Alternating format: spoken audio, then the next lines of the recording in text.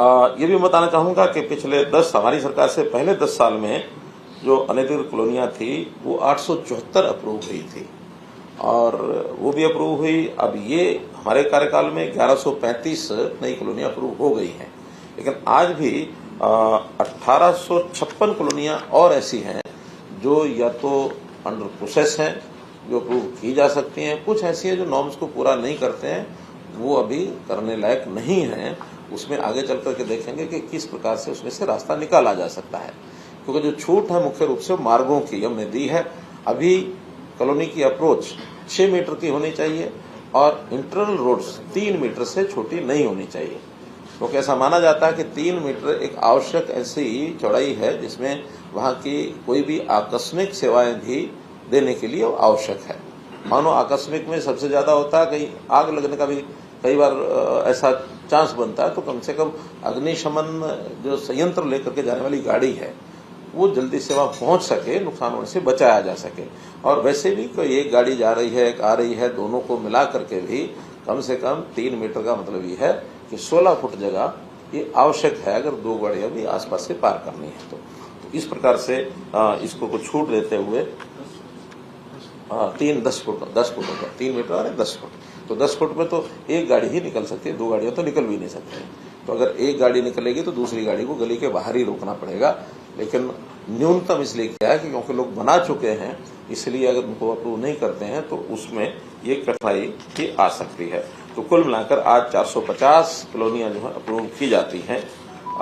हमारे यहाँ जिलानुसार भी जो आंकड़े हैं ऐसी, चाहे अप्रूव हुई हैं चाहे नहीं हुई हैं, शुरू से लेकर अब तक जो कॉलोनीज हैं उसमें अगर मैं टोटल कॉलोनीज की बात करता हूं तो ये 1340 और 966, ये लगभग 2200 कॉलोनीज 2300 कॉलोनीज ऐसी हैं जिनका अप्रूवल या तो हो गया है या होना है। जो मैंने बताया इसमें बाकी भी बची हैं। जो बड़े जिले हैं, जो 150 से भी ज्यादा कॉलोनियां जहां अनअप्रूव्ड थी, जिनमें कुछ हो गई, कुछ और आगे होंगी, उसमें कुछ 5-6 जिले हैं जिनका मैं नाम लेता हूं। फरीदाबाद में ऐसी कॉलोनीज की संख्या 188 है, हिसार में 181 है, कुरुक्षेत्र में 169 है, पलवल में 201 है, सोनीपत में 162 है, यमुनानगर में 195 है। ये जब 150 से ऊपर है, बाकी 150 से कम भी हैं। तो आगे इसमें और भी विभाग को मैंने कहा है कि इसको जितनी भी संभव है जल्दी से जल्दी विचार करके उसको किया जाए। टाउन कंट्री प्लानिंग की जो कॉलोनीज है पहली बार अप्रूव कर रहे हैं। इससे पहले केवल अर्बन लोकल बॉडीज की ही कॉलोनीज हैं, उनको अप्रूव किया करते थे। लेकिन जो म्युनिसिपल एरिया है और उसके बाद फिर एक जो एरिया रहता है अर्बनाइज्ड एरिया यानी controlled area, town country planning को ने जो अपनी एक सीमा बनाई हुई कंट्रोल्ड एरिया की, तो यूएलबी के एरिया के बाहर कंट्रोल्ड एरिया के अंदर जो कॉलोनीज हैं उसका सारा कामकाज का जो जिम्मेवारी है वो टाउन कंट्री प्लानिंग की है। तो टाउन कंट्री प्लानिंग ने वहां सारी शर्तें देखने के बाद उनको अप्रूव किया है और वहां जो भी डेवलपमेंट चार्जेस होंगे उसके बाद उसको एचआरडीए के माध्यम से वहां उन कॉलोनीज को विकसित किया जाएगा। तो इतनी जो कॉलोनीज हमने अप्रूव की हैं अभी, इसके ऊपर विशेष खर्चा भी, क्योंकि केवल डेवलपमेंट चार्ज से तो पूरा हो नहीं पाएगा, खर्चा ज्यादा होता है, डेवलपमेंट चार्ज कम आते हैं। हमने इस वर्ष 500 करोड़ रुपया अपने बजट में एक स्पेशल प्रावधान ऐसी जो कॉलोनीज हैं उनके लिए प्रावधान किया है और ये सब होने के बाद आवश्यकता पड़ेगी तो और भी करेंगे। लेकिन ऐसी जो अनडेवलप्ड कॉलोनीज हैं उनको डेवलपमेंट की जिम्मेवारी भी यूएलबी की और टाउन कंट्री प्लानिंग की आती है, उस नाते से हम करेंगे। टाउन कंट्री प्लानिंग की जो साइज रखा है छोटे से छोटा 2 एकड़ की अलग थलग जो कॉलोनी है उसको भी अप्रूव कर दिया है। 2 एकड़ से नीचे उसी कॉलोनी को अप्रूव किया गया है जो किसी ऐसी कॉलोनी पहले से बनी उसके साथ लगती है। अप्रूव्ड कॉलोनी पहले है लेकिन उसके साथ 1-1.5 एकड़ का कोई है, उसको साथ लगती कॉलोनी को भी कर दिया है ताकि उसकी जो सेवाएं हैं रास्ते की बाकी सब पहले से अप्रूव्ड कॉलोनी के साथ वो जोड़ा जा सके। जो जिसको कहना चाहिए स्टैंड अलोन 2 एकड़ से कम नहीं किया है, तो 2 एकड़ से ऊपर की सब कॉलोनीज वो की हैं। कहीं कहीं अप्रूव्ड कॉलोनीज में पहले कुछ कमियां ये रह गई थी कि बीच बीच में जो खाली प्लॉट थे उन खाली प्लॉट को भी अनअप्रूव्ड श्रेणी में माना गया था। अब उन्होंने तय किया कि किसी अप्रूव्ड कॉलोनी के अंदर कोई छोटा आइसोलेटेड एक प्लॉट अनअप्रूव्ड की श्रेणी में था, उनको भी सबको अप्रूव कर दिया है ताकि बीच बीच में अनअप्रूव्ड की श्रेणी दिखा करके और कुछ खेल भी चलते थे वो खेल सारे उन्होंने बंद कर दिए हैं। इन सब कॉलोनीज को हमने कहा कि पहले तो शर्त थी कि वहां कोई एक रेजिडेंट वेलफेयर एसोसिएशन बना करके वो यानी अप्लाई करे। बाद में बहुत जगह पर वो बना नहीं पाए हैं और बनाई तो रजिस्टर्ड नहीं थे, तो उस शर्त को हमने खत्म किया कि अब कोई भी उस कॉलोनी के 5 नागरिक जिनका मकान उसमें है वो मिल करके अगर अप्लाई करते हैं तो उस कॉलोनी को रजिस्ट्रेशन मान लिया जाएगा, उसके ऊपर हम काम करेंगे। और इन कॉलोनीज का जो शुल्क है डेवलपमेंट चार्जेस, उसके अंदर दोनों ने विभागों ने अपना अपना अलग अलग रखा है। पहले से जो यूएलबी का है वो सीधा सीधा कि जो वहां का रेट है यानी कलेक्टर रेट, उस कलेक्टर रेट का 5% जो है डेवलपमेंट चार्ज जब भी उनकी कोई रजिस्ट्री होती है, कोई इंतकाल होता है या कोई और उनको जरूरत पड़ती है, उसी समय वो जमा करा सकते हैं। पहले चाहे तो पहले भी करा सकते हैं, कराना मना नहीं है, बल्कि पहले कराने का एक लाभ ये भी होता है कि आज की दर के ऊपर 5% को देना होगा। मान लो अगर वो देर करते हैं और बाद में वो कलेक्ट्रेट बढ़ जाता है तो फिर बढ़े हुए दर के हिसाब से देना पड़ेगा। तो इसलिए ये जो कलेक्ट्रेट है इसकी संभावना साल दर साल बदलने रहने की होती है, तो बदलने का वजन आगे न पड़े, इसलिए मैं तो अपील यही करूंगा कि जितना जल्दी हो सके उस डेवलपमेंट चार्ज को जमा कराएं ताकि उनका जो बोझ है वो समाप्त हो जाए। फिर भी अगर कोई नहीं कर सकता तो बाद में भी करना चाहे कर सकता है, लेकिन जो ट्रांजैक्शन कोई होती है तो उसके समय उसको जो किया जाएगा। हमने पिछले दिनों में जो अनऑथराइज कॉलोनीज हैं उनकी सेल डीड को भी बंद किया था, और सेल डीड को इसलिए बंद किया था कि कम से कम आगे कोई भी अनऑथराइज कॉलोनी डेवलप ना हो। ये हमने 1 जुलाई 2022 को किया था। उस समय एक विषय आया था कि 1 जुलाई 2022 तक भी कुछ लोगों ने सेल एग्रीमेंट कर लिए थे या उससे पहले जो एग्रीमेंट टू सेल कर लिए थे, तो उसको हमने तय किया कि जिनका पहले से सेल एग्रीमेंट टू सेल अगर ये किया हुआ है सेल डीड वगैरह, तो उसको बेचा हुआ माना जाएगा, उनको भी उसमें रजिस्ट्री उसकी बाद में कराई जा सकेगी।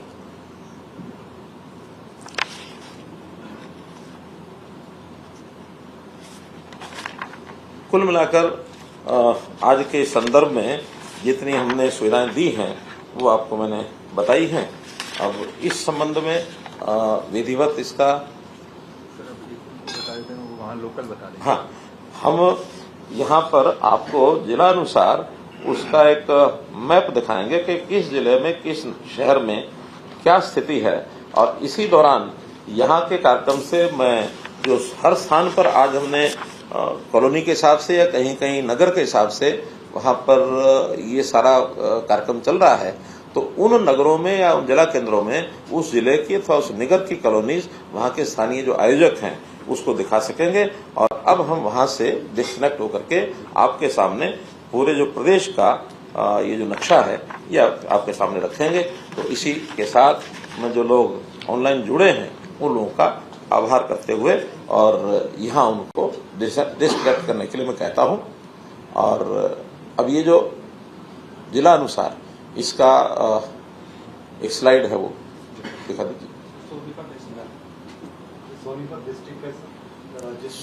सोनीपत जिला जिसके अंदर गोहाना, गन्नौर, सोनीपत और खरखोदा, इन चारों में ये जो ग्रीन कलर किया हुआ है ये कॉलोनीज तो पहले से अप्रूव हैं, और जो येलो कलर किया है, किसी एक नगर को जरा एनालाइज करो। हाँ, ये जो येलो किया है ये आज अप्रूव किया है, और जो रेड है ये अभी अनअप्रूव्ड है, अभी इसमें नहीं किया है, इसका सारा सर्वे चल रहा है, आगे आने वाले समय में इनको भी अप्रूव करेंगे। और ये जो ग्रीन एरिया है ये एग्रीकल्चर लैंड है, यहाँ पर आगे किसी प्रकार की अनऑथराइज्ड कॉलोनी बनाना ये वर्जित है। उस पर हमारा टाउन प्लानिंग डिपार्टमेंट थोड़ा उसको इम्प्लीमेंट करेगा कि यहाँ कोई कॉलोनी और नई न बने, और नई योजना में जिसको भी कॉलोनी बनानी है वो अप्लाई करेंगे। तो उसके लिए पहले ही हमने एक दीनदयाल उपाध्याय आवास योजना जो लागू की थी उसके अंदर बहुत कम ईडीसी का या बाकी खर्चे कम करके किए थे, और भी डिपार्टमेंट इसके अलावा कुछ सस्ती कॉलोनीज बन जाए कम खर्चे से, तो ऐसा कोई प्रावधान करने के लिए मैंने कहा है ताकि गरीब व्यक्तियों को और मकान सुविधा से मिले। सरकारी तौर पर हमने ये भी विचार किया कि हर जिले में 5000 मकान आवश्यकता के हिसाब से कहीं कम होंगे कहीं ज्यादा होंगे। 1 लाख नए मकान बनाने का भी हमारा प्रावधान चल रहा है। उसमें HSPP कुछ उनके पास जमीनें हैं उसके ऊपर, और वो प्रयत्न कर रहे हैं ताकि उसको आगे लागू कर सकें। हाँ, लोकल इसमें अब मैं अनुरोध करूंगा सभी जिलों से कि कार्यक्रम के अगले चरण में जो लोकल नक्शे हैं और जो हमारे परिवार वहां इकट्ठे हुए हैं शहरी क्षेत्रों के, तो सभी DMC वो लोकल नक्शे वहां सबको दिखाएं कि कौन सी कॉलोनियां डिटेल में अधिकृत हुई हैं, ताकि इसकी विस्तृत जानकारी लोगों को मिल सके। और अब हम यहाँ से इस कार्यक्रम को समाप्त करते हैं। मैं माननीय मुख्यमंत्री जी का बहुत बहुत हार्दिक धन्यवाद करता हूँ। नहीं, आज किस जिले में कितनी कॉलोनी है ये बताना है। आज में फरीदाबाद में 59, फतेहाबाद में 16, गुरुग्राम में 3, हिसार में 20, झज्जर में 25, कैथल में 30, आपको सब लिखित मिलेगा, करनाल में 2, कुरुक्षेत्र में 25, नूह में 35, पलवल में 31, पानीपत में 22, रेवाड़ी में 14, रोहतक में 32, सिरसा में 9, सोनीपत में 35 और सबसे ज्यादा है यमुनानगर में 92, 92।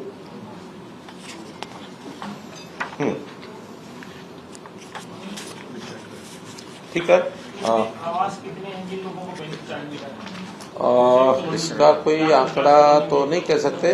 और एरिया है क्या अपना 4,000 टाउन कंट्री का या सब मिला के? दोनों का मिला के 4,973 एकड़ है। अब इस 1 एकड़ में मान लो अब 8-10 मकान भी माने तो लगभग 50,000 मकान है। हाँ, वैसे तो क्योंकि इस प्रकार की कॉलोनीज में छोटे मकान होते हैं तो हाँ छोटे ज्यादा होते हैं। हाँ, यानी अगर 3,000 स्क्वायर मीटर भी अगर 1 एकड़ का माना जाए और 100 का भी माने तो भी 300 मकान हो गए। 300 मकान हो गए तो 1 लाख से ऊपर 1,65,000 के करीब हमारी असेसमेंट है। 1,65,000 के आसपास मकान में हाँ, प्लॉट और मकान दोनों, प्लॉट या मकान। प्लॉट्स में जो तो अर्बन लोकल बॉडीज है वहां तो प्लॉट हो या मकान हो उसका जो कलेक्ट्रेट होगा उसके हिसाब से 5% है। टाउन कंट्री प्लानिंग ने एक डिफरेंस रखा है कि जहां मकान बना है उसका तो 5% ऑफ कलेक्ट्रेट, जहां प्लॉट है उसका 8% है ऑफ कलेक्ट्रेट। ये तो सभी को देना है। हाँ, आगे अगला जिला करें, सोनीपत के बाद नेक्स्ट। एक एक शहर का दिखाते जाएंगे। ये पानीपत है।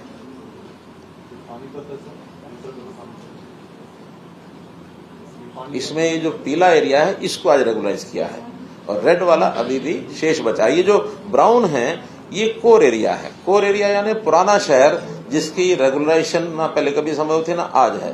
वहां तो छोटे घर पुराने बने हुए हैं, कोई 100 साल से, कोई 150 साल से, तो इसलिए इसमें कोई नियम उस प्रकार का लागू नहीं है। वो जो लोकल पहले है जैसा चल रहा है, जो सुविधा उनको मिली है वही मिली है।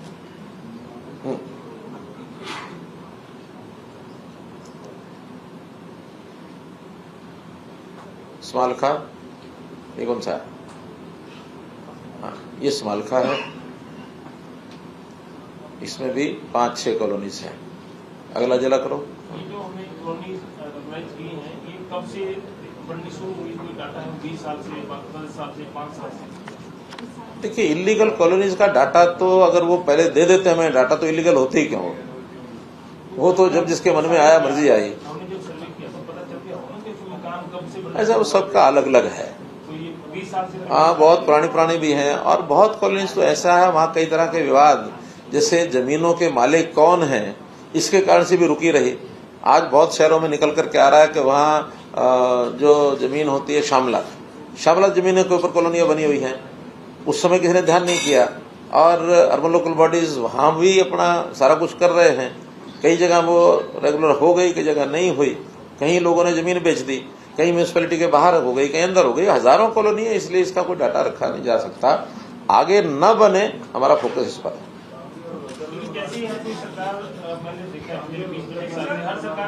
चलिए एक बार इसको ये जलाशय एक बार दिखाना है क्या या खत्म करें इसको? लोकल लेवल पर वहाँ दिखा रहा है। ठीक है, हाँ, तो अब आप कोई विषय हो तो बताइए। मैं कह रहा हूं हर सरकार ये रेगुलाइज करती रही है कॉलोनी और ये एक बड़ी अचीवमेंट भी कही जाती है कि इसमें तो कोई तलवार लटकी रहती है। और हर बार सरकार ये रेगुलाइज करने वाले कहते हैं भविष्य में इस प्रकार की कॉलोनी ना हो। तो जैसे हमने भी आज घोषणा करी कि आगे ना हो। नहीं, अंतर है। क्या अंतर ये है, अब हमने उसका एक प्रावधान कर दिया है नियमों में। नियम में जो 7A है, 7A में एक प्लॉट हमने तय कर दिया, इससे छोटे प्लॉट की रजिस्ट्रेशन नहीं होगी। क्या एरिया तय किया वो? 1 एकड़ है। 1 एकड़ से छोटे प्लॉट की अब उसको स्पेशली बताना पड़ेगा कि 1 एकड़ से छोटा है, अगर वो एग्रीकल्चर है उसके ऊपर एग्रीकल्चर की ही रजिस्ट्री हो सकती है। अगर 1 एकड़ से छोटा है तो भी उसको स्पेसिफिकली अपना एक सर्टिफिकेशन देना पड़ेगा, उसके ऊपर मोहर भी लगेगी कि ये अगर अनअप्रूव्ड एरिया है तो एग्रीकल्चर है तो होगी, एग्रीकल्चर नहीं है तो उसकी रजिस्ट्री नहीं होगी। जब रजिस्ट्री नहीं होगी तो लेने वाले के ऊपर भी एक बैन लग गया कि मुझे अनऑथराइज कॉलोनी में प्लॉट लूंगा तो कभी इसकी रजिस्ट्री नहीं हो सकती। ये पहले कभी नहीं किया गया, तो ये पहली बार किया। हाँ, और फिर रजिस्ट्रेशन जो है उसको हमने प्रॉपर्टी आईडी के साथ लिंक किया है। प्रॉपर्टी आईडी आज उन्हीं की बनेगी जिनकी प्रॉपर्टी है। नई प्रॉपर्टी आईडी वो नहीं बन पाएगी जिसने आज से बनाना शुरू किया होगा। और अब रजिस्ट्रेशन जो है प्रॉपर्टी आईडी के साथ लिंक होगा, तो दोनों बातें हो गई। 7A के कारण से भी नहीं और प्रॉपर्टी आईडी नहीं है तो उसके कारण से भी रजिस्ट्री नहीं। तो रजिस्ट्री ही नहीं है, कल को कोई भी उसका वो करेगा। और डिपार्टमेंट्स अपने ढंग से उसके अंदर अपनी एक फोर्स खड़ी करेंगे कि जो इस प्रकार की इलीगल एनक्रोचमेंट को ना होने दें। क्योंकि आज तक जब हम डिमोलिश करते हैं तो एक ही प्रश्न होता है कि जब बनाई थी उस समय क्यों नहीं किया, ये प्रश्न आता है।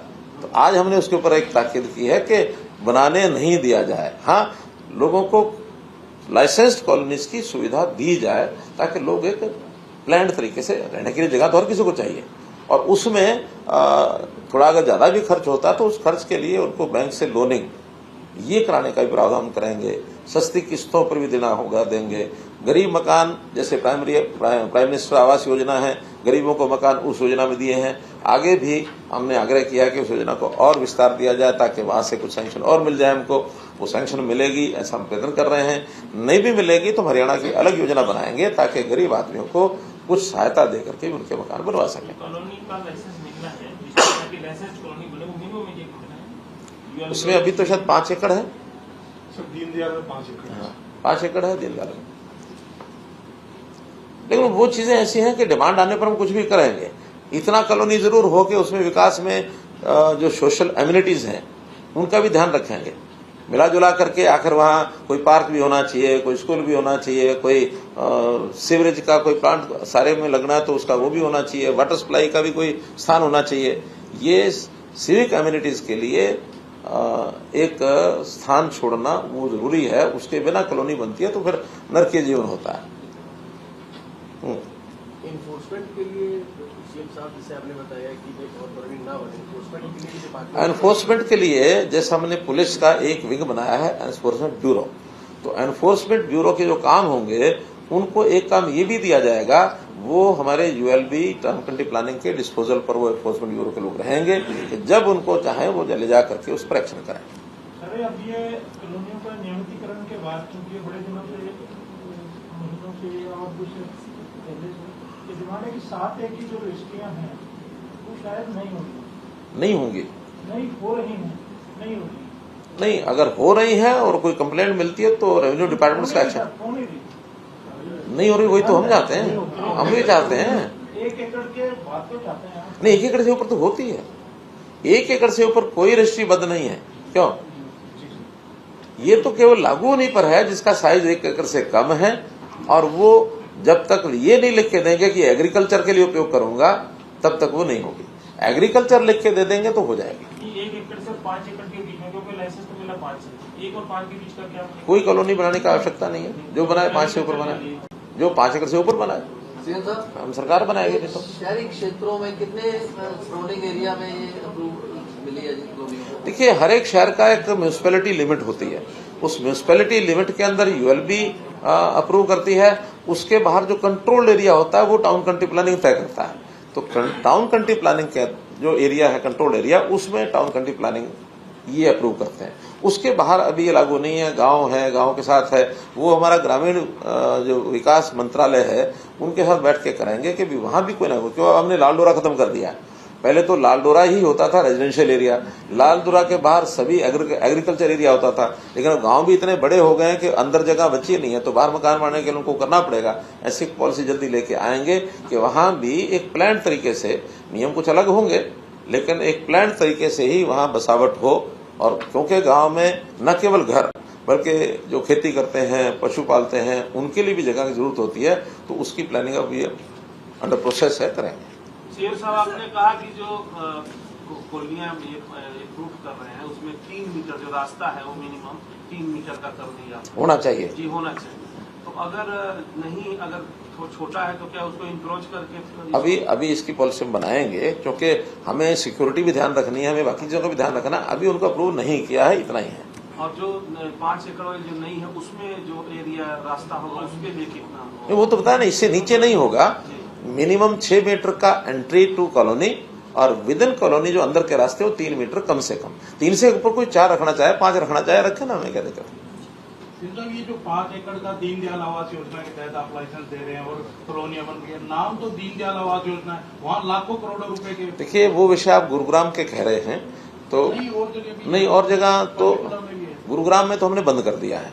हमारी उस समय हेतु यही था कि गरीब आदमी को मकान मिले, लेकिन जहां जहां ये ज्यादा जमीनों के भाव हो गए, और अच्छा अपर लिमिट कोई है नहीं, क्योंकि हमने जो ग्रुप हाउसिंग है उसके अंदर तो अपर लिमिट रेट्स की रखी हुई है कि इससे ऊपर आप नहीं बेच सकते, वो फ्लैट है। इसमें भी एक फ्लैटेड चला रहे हैं ना, हाँ, तो एक योजना इसमें बना रहे हैं कि इसमें भी मल्टी स्टोरी लाएं ताकि सस्ते मकान लोगों को दीनदयाल में भी मिले। उस पॉलिसी में कुछ जगह तो प्लॉटेड तो बंद ही कर दिया है, गुरुग्राम बंद कर दिया, फरीदाबाद बंद कर दिया, सोना बंद कर दिया, गुड़गांव फरीदाबाद बंद किया, बाकी जगह पर अभी खोला है। लेकिन और योजना इसमें हेतु हमारा यही है कि इस नाम की सार्थकता तभी है कि गरीब आदमियों को ये मकान मिले, सस्ते रेट पर मिले। और फिर भी एक नाम के कारण से जमीन तो जिनकी है उनकी है, और उसने जो लाइसेंस लिया है उससे हम पीछे भी नहीं हट सकते, तो वो जैसे ढंग से बेच रहे हैं। हमने लर्नाइज कॉलोनी की है, जो मकान बने वो मकान का नक्शा सब पास है, दोबारा जमा कराना पड़ेगा, क्या करना पड़ेगा? क्या कॉलोनी जो कॉलोनी के अंदर जो निगमीकरण कर दिया है, मकान बन गए नहीं, जो बन गए हैं, हाँ, जो बन गए हैं उनका उसी ढंग से अप्रूव किया है। अब उसमें नया कुछ बनाना होगा तो उसके लिए क्या करना होगा? नक्शा जो पहले बना हुआ है उसी को डीम्ड अप्रूवल है, और कोई चीज उसमें ऐड करना है तो बता के करेंगे। सर, अभी तो राइट नाउ इंफ्रास्ट्रक्चर डेफिशिएंसी यानी पानी, सीवरेज, वो सब पे फोकस है। अभी फोकस है हमारा जो डेफिशिएंसीज है इंफ्रास्ट्रक्चर में, सीवरेज है, गली है, नाली है, बिजली है, पीने के पानी की लाइनें हैं, ये बिछाएंगे। और बाकी जो जैसी बनी है कॉलोनी उसके समकक्षों बनी रहे, उसके बाद बहुत ज्यादा परिवर्तन उसका होगा तो उसको रोकेंगे, क्योंकि वहां पर हमें जलवायु, वहां का रहन सहन, वहां की सफाई व्यवस्था, वहां की सारी चीजें भी देखनी है। तो उसके अंदर जैसे मान लो कोई कॉलोनी है, कोई 3 मंजिला बनी रही है पहले, तो 3 मंजिला अगर और कोई लेना चाहेगा 3 मंजिला तो देंगे। ये डिफाइन करेंगे, हर म्यूनिसिपैलिटी अपने अपने हिसाब से डिफाइन करेगी। यहाँ हमने डिफाइन नहीं किया कुछ, हमने तो केवल रास्ते जो हैं 3 मीटर और 6 मीटर ये रास्ते करके, और उसमें एक परसेंटेज है कि वो 85% से ज्यादा बनी हुई नहीं होनी चाहिए, 15% उसमें खाली स्थान जरूर रहना चाहिए। हाँ, 15 से ज्यादा 20 है, 25 है तो ठीक है। और जहां अभी अनसोल्ड प्लॉट्स हैं डेवलपर्स के, उस अनसोल्ड प्लॉट्स को भी जो नॉर्म्स रखे गए हैं वो उसको पूरा करके वो दें, चाहे अपने खाली प्लॉट छोड़ करके पार्क बनाए, स्कूल का व्यवस्था बाकी सब है। तो जो नॉर्म्स हैं कुछ तय किए वो आपको दे देंगे। तो हमने कॉलोनी अपने तरीके से बना ली, उसका कोई से नक्शा पास तो करा नहीं था, अब यूएलबी के अंदर आ गया, तो यूएलबी से उसको अपने उस बने मकान का नक्शा वहाँ पर जमा कराना है, और जो नए खाली प्लॉट है उसको क्या जमा कराना, क्या तरीका होगा? मतलब पॉइंट से भी सर, पहले तो ये रहा सर कि जो आज के दिन बने हुए हैं एज इज बेसिस के ऊपर उनको अप्रूवल दे दिया। नया अगर बनता है तो आरेना बिल्डिंग कोड है, उसके हिसाब से उनको नक्शे पास करवाने पड़ते हैं। और जो पहले वाला बना वो उसमें मॉडिफाई करना है तो सर उसमें भी अप्रूवल होती है सर, दोबारा से अगर कोई चेंज करना चाहते हैं तो वो एसपीसी के तहत नक्शा तो करना ही पड़ेगा। हाँ, नक्शा तो जो पहले बना हुआ है उसको हमने नहीं तोड़ा है, वो तो एज इज वेरीज करके मान्यता। उसके बाद मान लो उसका कोई खाली जगह है और खाली जगह को फिर और भरना चाहता है, तो जो बिल्डिंग कोड के हिसाब से अगर खाली जगह उसकी है तो भर लेगा, अगर खाली जगह उसकी उतनी नहीं है तो नहीं कर पाएगा। तो जो खाली प्लॉट बचे हैं वो तो नक्शा, हाँ वो नक्शा तो बनेगा, उसका रेट बढ़ गई, हाँ, क्योंकि बढ़ेगा ना, बढ़ेगा बढ़ेगा, बिल्कुल 5-5 हजार रुपये एकड़ बढ़ जाता है। बिल्डर के ही पैसे बढ़ेंगे उसमें। नहीं, लेकिन उसमें जो 8% जो हमने चार्जेस लगाए हैं वो इसीलिए लगाए हैं कि वो उसके 8% पैसे जमा कराएगा, कलेक्ट्रेट का 8%।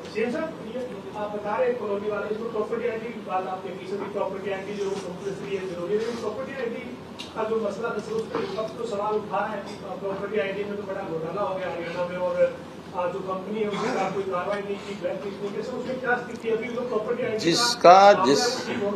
जिसका जैसा पास्ट होता है ना, उसकी आंखों में वही चश्मा होता है। घोटालों वाली जो सरकार थी उसको हर चीज में घोटाला लगता है।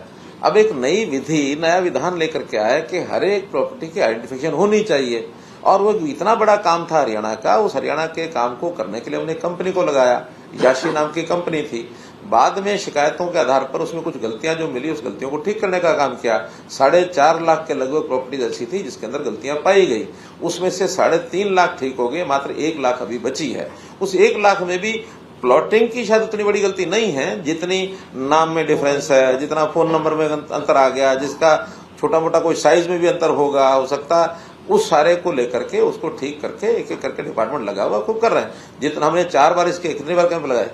सर इसके 4 कैंप लगे, 4 कैंप लगे हैं 2-2 दिन के, बल्कि यमुनानगर ने तो 7 दिन लगातार कैंप रखा अपना, और 7 दिन के बाद उनके यहाँ नई कंप्लेंट आनी बंद हुई, तब उन्होंने इस कैंप को बंद किया। ये डाटा अलग-अलग क्यों आता है? कोई 5 लाख आता है, कभी 8 लाख आता है, ये डाटा आज 4.5 बोल दिया। नहीं, जो डाटा हमें बताया गया मैं तो वो बता रहा हूँ। हाँ, अभी सेक्रेटरी हमारे डिपार्टमेंट, हाँ सर जो 1 लाख पेंडेंसी है, हाँ, इसमें भी सर नागरिकों ने जो अगर पूरे कागज सुन लीजिए, हाँ, अपने नाम का सही कागज नहीं दिया, ओनरशिप का नहीं दिया, तो उसमें से सर 65,000 जो पेंडेंसी है वो नागरिकों के स्तर पे है, प्रॉपर्टी ओनर्स के स्तर पे। हाँ, नगर पालिकाओं के स्तर पे पूरी 88 नगर पालिकाओं में पूरे हरियाणा में आज की तारीख में 35,000 पेंडेंसी है, वो भी सर हम खत्म कर देंगे अगले 1 वीक। अब 1 लाख पेंडेंसी है, बाकी कुछ नहीं। एक मिनट, एक एक करके पहले आप करके, हाँ क्या ऐसा है, देखिए सुनिए, इसमें मैं आपको बताता हूँ कि एक प्रॉपर्टी पे मल्टीपल शिकायतें हो सकती है।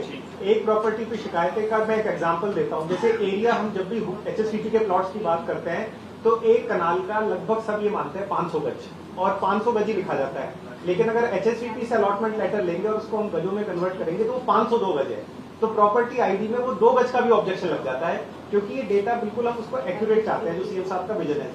और जो आप अलग अलग डेटा की बात कर रहे हैं तो उसी पे आते हुए कि 4,50,000 प्रॉपर्टी पे आज तक ऑब्जेक्शन आए हैं, 47 लाख पूरे हरियाणा की प्रॉपर्टी पे, जो 10% से भी कम है। और जो नंबर अलग अलग आता है उसका इसलिए कंफ्यूजन होता है कि प्रॉपर्टी पे एक से ज्यादा ऑब्जेक्शन हो सकते हैं। तो 4,54,000 जो एग्जैक्ट फिगर दे रहा हूँ मैं आज का, प्रॉपर्टी की संख्या 4,54,000, नंबर ऑफ कंप्लेंट्स वो हो सकता है 8 लोग हो, 10 लाख हो, वो अलग है। नाम का भी दे दिया मैंने हाँ, का भी दे दिया, वही आज भी मेरा नाम VIKS और VIKSH लिखते हैं। चलिए 10 लाख का टोटल, उससे 4.5 लाख प्रॉपर्टी, हाँ, 454, जिसमें से अब 1 लाख प्रॉपर्टी बची है। 65,000 जो बता रहे हैं वो कस्टमर एंड पर है, यानी जो यूजर एंड पर है, और 35,000 जो अभी डिपार्टमेंट ठीक कर रही है। एक चीज और, हाँ, एक मुख्यमंत्री जी के आदेशों के बाद से आज की तारीख में किसी भी प्रॉपर्टी आईडी के ऑब्जेक्शन को नगर पालिका रिजेक्ट नहीं करती है, और केवल अगर उसमें कोई कमी है तो हम वापस सिटीजन को रिवर्ट कर देते हैं, उनको मैसेज करते हैं कि आप इसको अपडेट कर दीजिए, अपना डेटा या सपोर्टिंग डॉक्यूमेंट दे दीजिए, और वो उसको ठीक कर दिया जाए। हाँ, कुछ आप पूछ रहे थे, 1 मिनट। हाँ, इस मुद्दे पे सर ये था कि विधानसभा में जब ये मुद्दा उठा तो आपने जवाब भी दिया था सर, तो कंपनी थी, उस कंपनी पे कार्रवाई की बात की या कंपनी को ब्लैकलिस्ट करने की बात की, तो ये अनियमितताएं आई, उसकी जिम्मेदार तो कहीं ना कहीं कंपनी है ना सर। लोग परेशान हुए, लोगों को धक्के खाने पड़े, तो वो उस कंपनी में कोई कार्रवाई हुई है? देखिए उसमें कंपनी के 2 पार्ट थे, 2 हिस्से थे टेंडर के। एक काम पूरा कर लिया था, दूसरा तो जो काम अभी और करना शेष था वो सारा डिपार्टमेंट ने अपने हाथ में लेकर के और उसको टर्मिनेट कर दिया। एक दूसरा, अब उसकी गलतियां कितनी निकलेंगी कितनी नहीं निकलेंगी, ये सारा कुछ एक कंपाइल करने के बाद उस कॉन्ट्रैक्ट में ये था कि अगर 10% गलतियां निकल नहीं कितनी 10% थी 5%। तो 5% तक गलतियां होंगी तो उसको छोड़ा जाएगा, 5 से ज्यादा निकलेंगी तो उसके खिलाफ कार्रवाई की जाएगी। वो अभी प्रोसेस में है। सारा इसको करने के बाद फिर हम उस डाटा को इकट्ठा करके उसके खिलाफ कार्रवाई करेंगे। जो जुर्माना लगाना वो जुर्माना लगाएंगे, और भी किसी लेवल तक नोटिस दे के कुछ करना वो करेंगे, उसका जवाब मांगेंगे कि उसके बाद होगा। अभी तो क्योंकि सारी चीज प्रोसेस चल रही है, आज ही उसको फाइनल डिसीजन नहीं ले सकते। इतना फाइनल डिसीजन हमने ले लिया कि उसका अगला जो पार्ट है वो कितना करोड़ का था, सेकंड पार्ट